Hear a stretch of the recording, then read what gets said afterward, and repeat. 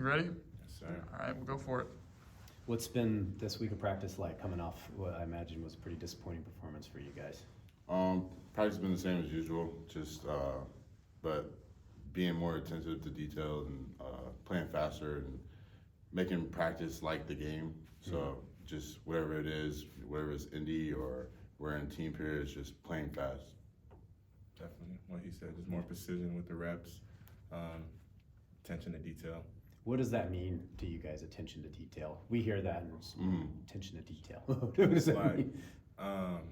Really just being like more focused on our technique and fundamentals. Okay. And just having more precision rather than just, just going out there and just practicing, like kind of telling the scouters to give us, more of a exact look of what we're gonna see. So just trying to be really precise. When it comes to, you guys talk about playing fast, like whether it's a game or practice, like who kind of sets the tone for that? Like when you look up, you're like, oh, this guy's always playing fast. I would say Skylar Thomas. He's a great defensive leader, and even Melvin Jordan. Like those two right there, they're always playing fast, whether it's practice or game, and so we have to match their tempo. And so that was definitely the first name I was thinking of, Skylar Thomas, and Mel too all the time. But Sky, he never fails. Mel never fails either, but Sky's just plays really fast. You guys ever been a part of a team that's had this many injuries on that side of the ball? Not that I can think of. Yeah. No. What's that like, playing through that and trying to fight through with, it's not just that you're short, you're missing a lot of guys. Yeah, I mean, next man has to step up and play to the standard that we have. So doesn't matter if you're a walk-on, a third string, you have to come in ready to play. And that's the mentality that we have to have. And, even the guys that have been playing battling through injuries that they have, nicks and bruises. So, Definitely, and also just trying to play for our brothers that are down, trying to use that as fuel. And we appreciate everybody stepping up. We got, Andy coming to the OLB room, helping us out too. So everybody's just been trying to bunch together and do what we can, because this is football. So it's like he said, next man up, and we trying to just build with what we have. But we're trying to play hard for our brothers too. So. That's got to be mentally challenging, I would think, to have so many guys go down and then have a performance like that and try to, how do you approach that, I guess? It's motivation for me. Zakai Sayez, he's out with the concussion, so he texted us before the game, and so, we got fired up about that. But even after a loss, we're always a bend don't break team. So, whether we lose or win, we're always gonna bounce back the next week to improve. And it's all about us in this room, within the team, and we're gonna keep fighting no matter what. So it's just motivation no matter what happens. Definitely. What was it like having Andy come into the outside linebackers room? He played really fast, so he came hot the first day. He seemed like he knew what he was doing already, so he definitely spent some extra time with Coach getting our scheme, and he just came out hot. So he was bringing that energy, and it's great to have him with us.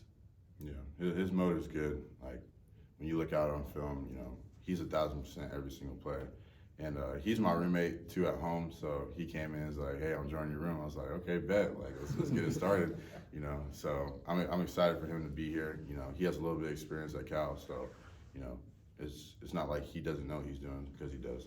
He obviously has the physical traits to do that, like you said, but for a guy who just hasn't been in that side of the playbook all season, how hard is that to come in midway through the year and just kind of pick up what's going on? Well, he's a very smart guy, so he can pick up on things just like that. And so yeah, he when I went home, he has a big old pamphlet of the playbook, and he's studying, so he puts a lot of hard work towards it.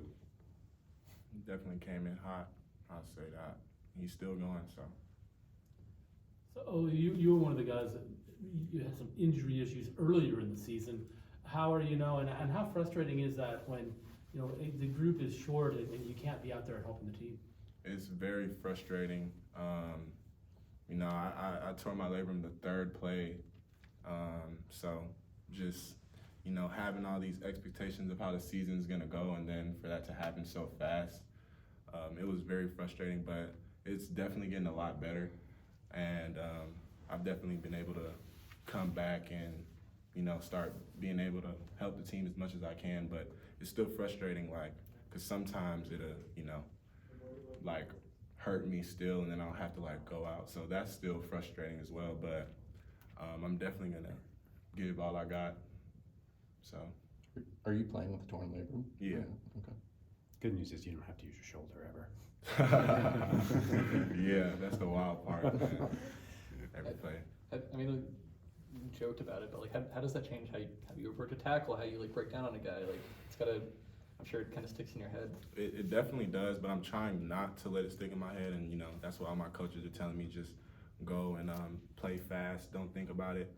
But this last game, just I really think it was like just because of my first game fully back, and I really haven't tackled with it, so just feeling how it was, and you know I missed a couple tackles because I felt like I just wasn't bringing enough power as I, you know, originally would have. So now I know like how it really feels. I feel like now I know what I need to do better and how, you know, I need to approach tackles better and just everything like that.